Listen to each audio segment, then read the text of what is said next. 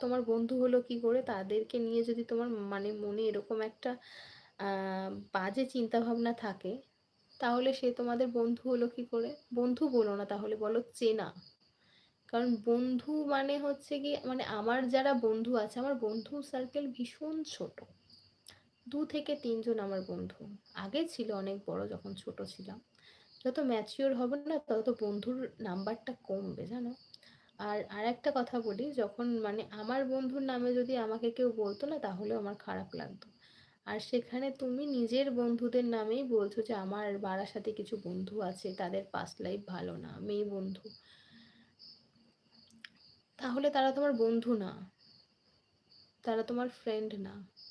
তাদেরকে তুমি চেনো, ক্লাসমেট, ব্যাচমেট এটা হতে পারে বা গ্রুপমেট হতে পারে, বাট ফ্রেন্ড না।